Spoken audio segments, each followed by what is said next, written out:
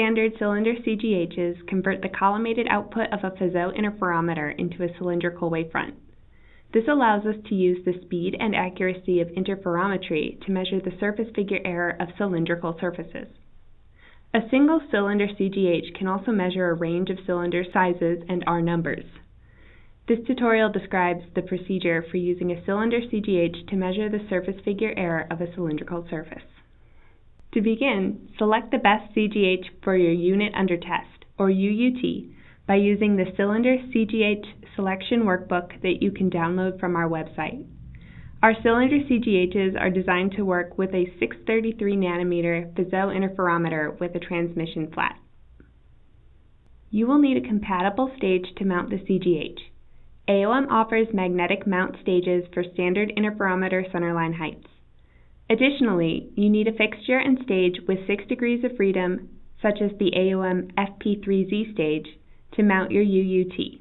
Hardware to secure the stages to the table, such as bolts and clamps, will also be useful. You may also find it handy to have a ruler that's longer than the radius of curvature of your part, as well as an index card or other diffuse surface for viewing the laser. After installing and aligning the transmission flat, we can align the CGH to the interferometer. The CGH has a retro pattern around the edges to facilitate this. Mount the CGH to the stage using the mounting balls and magnetic interface. Verify that the cylindrical axis, which is aligned with the x-axis of the CGH, is oriented in the same direction as your part will be mounted.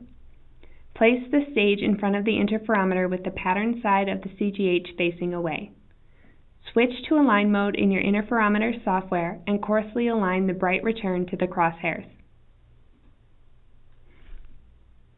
All of our cylinder CGHs are designed to work with a -1 degree tilt about X to mitigate unwanted ghosts. Find the edge labeled by +Y. This edge should be carefully turned towards the interferometer.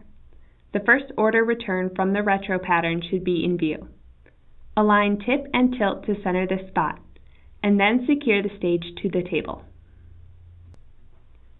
Switch to view mode of the interferometer software.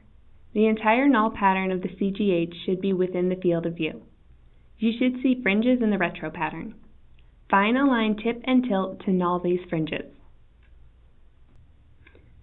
Make sure that your UUT is mounted. If you are using a 3D printed mount, insert the UUT so that the cylinder surface is on the opposite side of the mounting balls. Then secure the mount to the stage using the magnetic seats. Use the card to find the focus of the cylinder CGH. Place your mounted part here, and while in align mode, find the back reflection. Rough align in tip, tilt, and spacing to focus and center the spot. Depending on the specific CGH, the UUT will need a 1 degree or 2 degree tilt about Y relative to the interferometer. This is the cat's eye position. Performing this step helps set tilt about Y and spacing. From this position, move the stage by the surface's radius of curvature, or ROC, to the measurement position along the CGH axis. Convex surfaces will move towards the CGH, while concave surfaces will move away from the CGH in order to match the wavefront radius with the ROC. In align mode, look for the back reflection and coarsely focus and center the spot with the crosshairs. Switch to view mode and null the fringes by adjusting tip, decenter, spacing, and clocking. Once you're satisfied, proceed with your measurement.